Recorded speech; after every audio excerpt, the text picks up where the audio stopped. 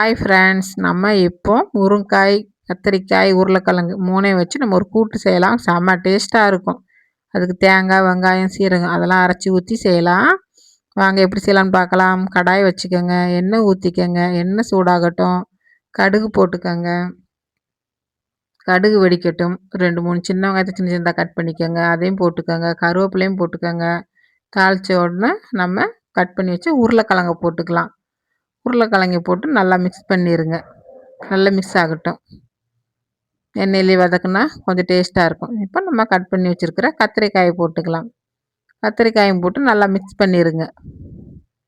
நல்லா எண்ணெயிலே கொஞ்சம் நேரம் வதங்கட்டும். 2 கிண்டு கிண்டி விட்டுக்கலாம்.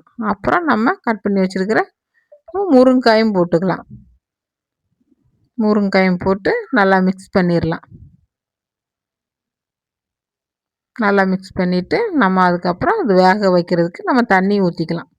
இப்படி செஞ்சு பாருங்கள் ஃப்ரெண்ட்ஸ், ரொம்ப டேஸ்ட்டாக இருக்கும். இப்போ நம்ம தண்ணி ஊற்றியாச்சு. இப்போ நம்ம வேகிறதுக்கு நம்ம மூடி போட்டு மூடி வச்சிடலாம். இப்போ அதுக்கு நம்ம தேங்காய், வெங்காயம், சீரகம் இதையும் போட்டு தேங்காய் பேஸ்ட்டு நம்ம அரைச்சிட்டு வந்துடலாம்.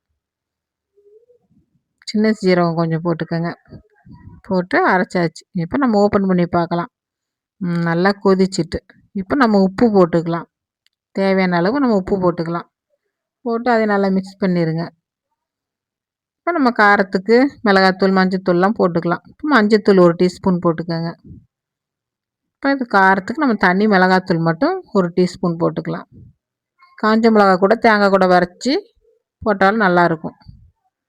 சில டைம் நான் தேங்காய் கூடயே வச்சு காஞ்ச மிளகாயை அரைச்சி போட்டுருவேன். இப்போ நான் தனி மிளகாத்தூள் இருந்துச்சு போட்டுட்டேன். இப்போ நம்ம மறுபடியும் மூடி வச்சிடலாம். நல்ல பச்சை வாசனை போகிற வரைக்கும் மிளகாத்தூள் வேக வச்சுக்கலாம். இப்போ நம்ம அரைச்சி வச்ச தேங்காய் பேஸ்ட்டை ஊற்றிக்கலாம். அதையும் போட்டு நல்லா மிக்ஸ் பண்ணிடலாம்.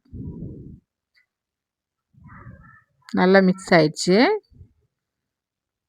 நல்லா மிக்ஸ் பண்ணிட்டு நம்ம மறுபடியும் இதில் தேங்காய், வெங்காயம், சீரகம்லாம் போட்டுக்கல. வெங்காயம் பச்சையாக போட்டுக்கனால இது கொஞ்சம் நேரம் வேக வச்சுக்கலாம். பச்சை வாசனை போகட்டும். இப்போ முருங்காய் கூட்டு ரெடி. இதே மாதிரி செஞ்சு சாப்பிடுங்க ஃப்ரெண்ட்ஸ். ரொம்ப டேஸ்ட்டாக இருக்கும். எனக்கு கமெண்ட் பண்ணுங்கள் டேஸ்ட்டாக இருந்தால் செஞ்சு பார்த்துட்டு. Okay, thank you.